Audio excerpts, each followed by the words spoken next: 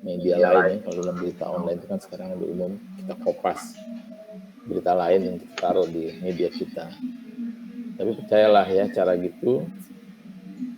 cara-cara seperti itu bukan cara terhormat, itu merendahkan profesi kamu sendiri, merendahkan diri sendiri, tidak kreatif ya. Nah, sekarang apa yang kita lakukan pada masa-masa seperti itu, kita harus bisa menggali ya, bahan berita reportase agar kita bisa mencari bahan berita untuk ditulis menjadi berita. Nah, sebagian sebenarnya kita sudah bahas ya pada kuliah-kuliah sebelumnya, dan ini sebenarnya semacam rangkuman dari beberapa topik dijadikan satu hari ini, dan kita melihat mengaplikasikannya pada praktek pembuatan berita. Tapi di sesi ini kita tidak menulis berita, kita hanya menggali.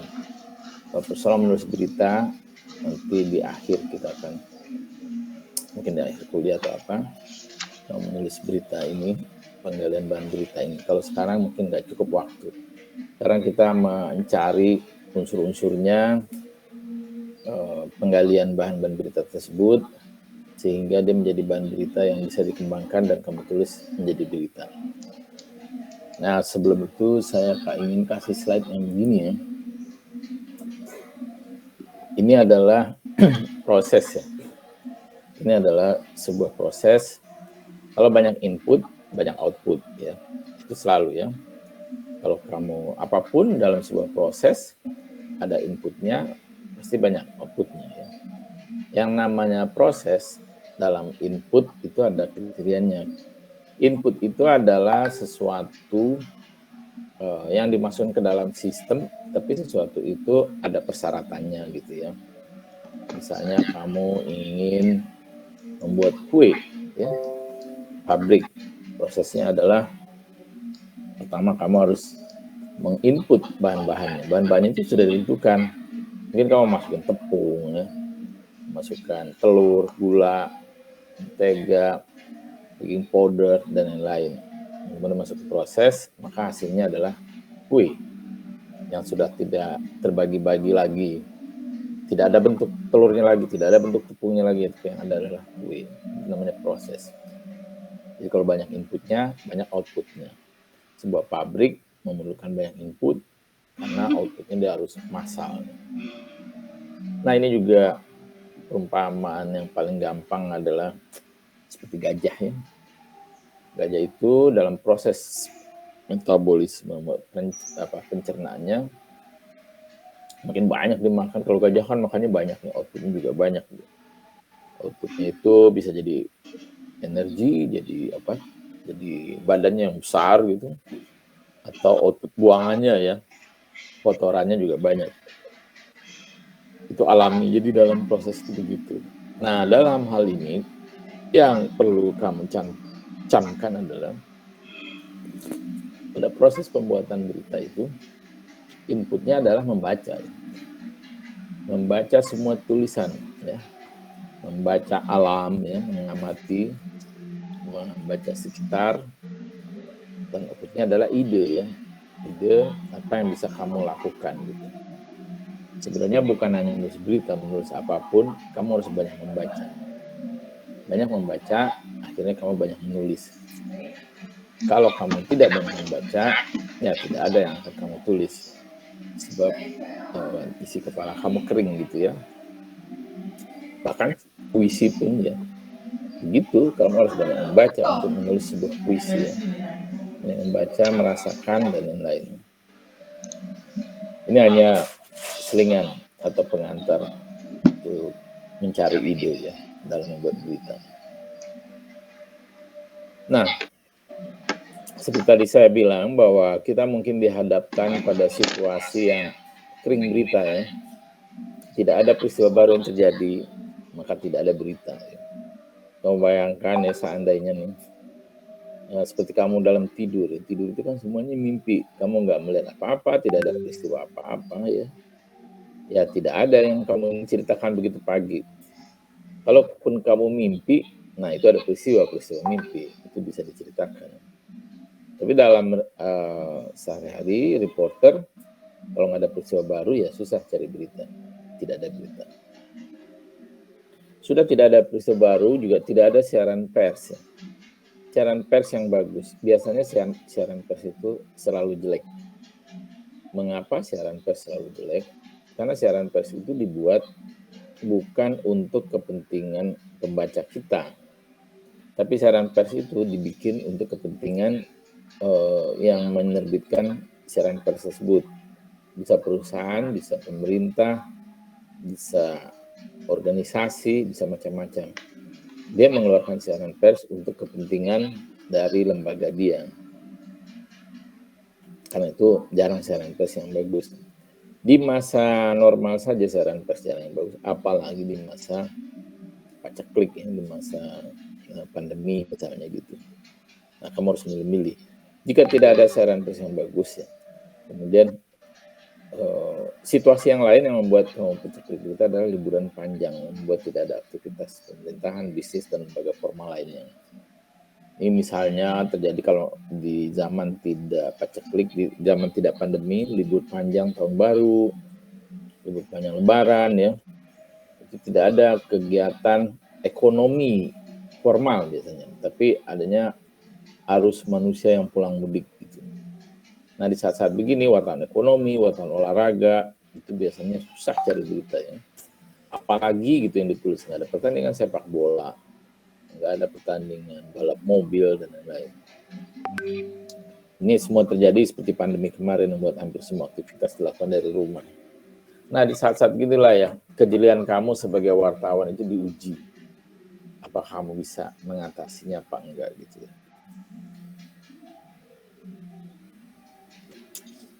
Nah karena itu untuk menggali bahan berita dari sekitar ya, kamu perlu agar dapat ide berita, agar kamu bisa menulis berita, kamu perlu banyak membaca buku apa saja ya, apa saja buku kamu harus baca itu. Kemudian banyak membaca artikel apa saja, terutama yang ya mengundang minat kamu ya,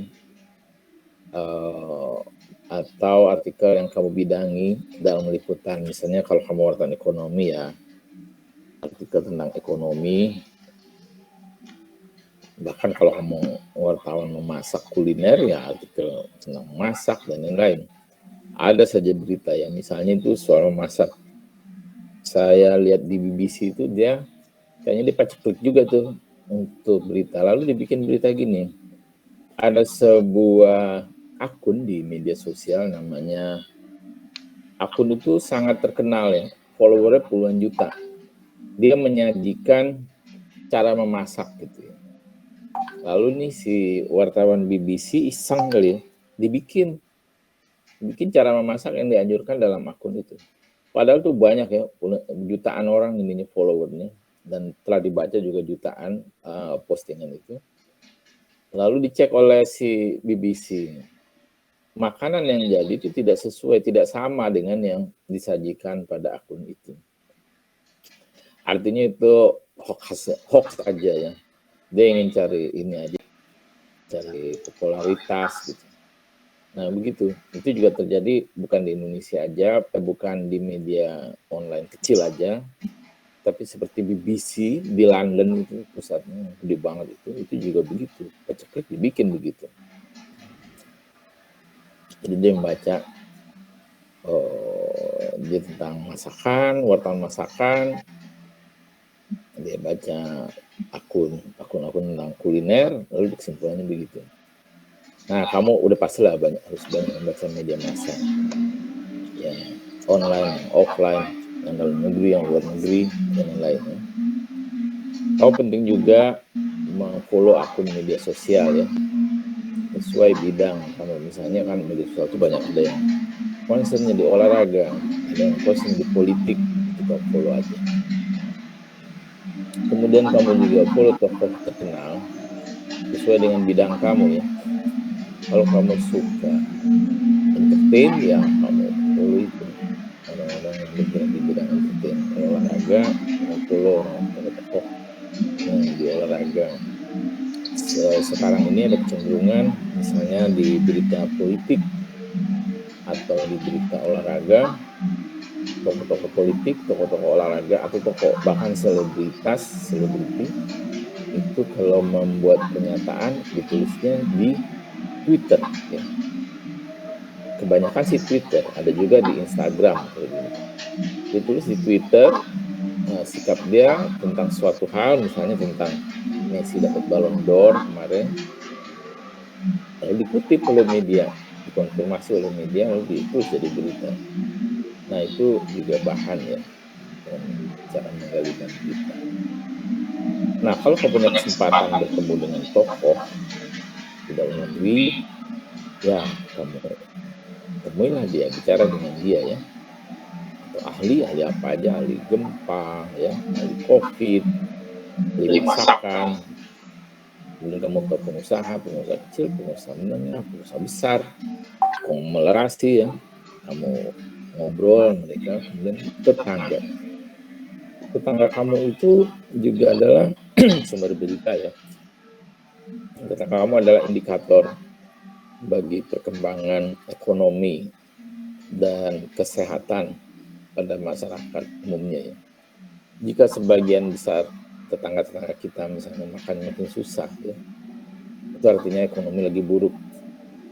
Atau tetangga kita nggak keluar, sakit misalnya, maka itu mungkin di tempat kamu sedang zona merah atau zona kuning, zona banyak penyakit lah ya.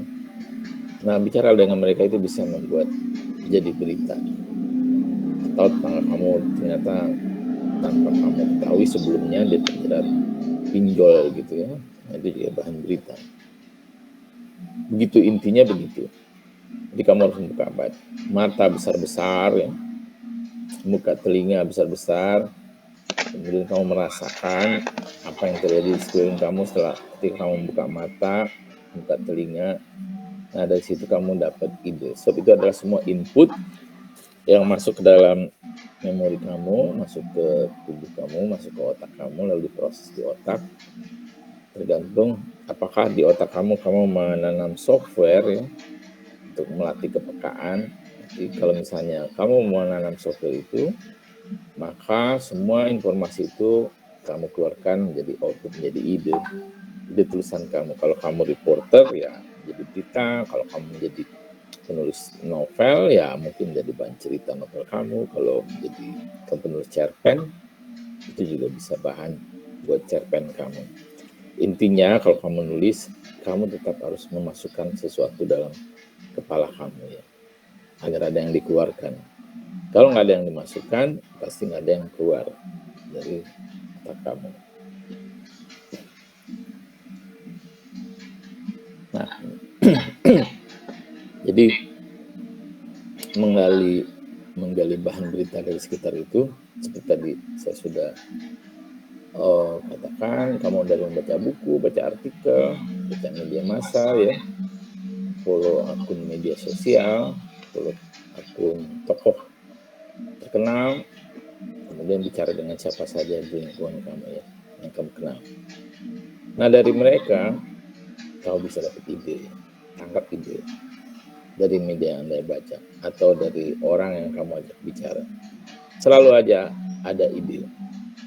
Ide itu bisa jadi memang sebuah peristiwa, bisa jadi itu kamu menangkap mereka mengalami ini, kemudian bagaimana dengan orang lain misalnya ya, atau kamu ketahui misalnya tetangga kamu ya, kamu ketahui dia pajaknya mati nih, pajak motornya, kemudian diurus gampang, ternyata dia nggak bayar denda gitu kan. Nah bisa kamu tulis sebuah berita, itu jadi ide. Kamu cari beberapa orang atau data di Komdak itu sekarang tuh Samsat ya, itu dari manapun, bahwa Anda yang punya motor dengan pajak mati 5 tahun, jangan khawatir, sekarang ada kebijakan bebas pajak misalnya gitu kan. Anda tinggal datang ke Samsat dan mengurus surat-surat Anda tanpa membayar pajak, tanpa denda. Jadi hal kecil gitu bisa menjadi bahan buat kita ya. Oke, jadi tangkap ide dari media yang Anda baca. Nah, setelah kamu banyak membaca itu, kemudian kamu tangkap ide, tapi kan tidak semuanya bisa jadi berita ya. Kamu harus menyaringnya, mana yang bisa dijadikan berita, mana yang enggak. Bagaimana menyaringnya? Ya, sekali lagi kamu menggunakan tools ya, yang namanya news value. Seperti kita sudah bahas kemarin, news value itu pada dasarnya adalah perumusan dari hal-hal yang ingin diketahui oleh manusia ya. Secara naluriah, manusia itu mempunyai keingintahuan yang besar. Apa saja dia pengen tahu. Lalu kita klasifikasikan apa sih yang ingin diketahui oleh manusia. Para ahli merumuskan inilah yang diketahui oleh manusia yang disebut news value ya, atau nilai berita.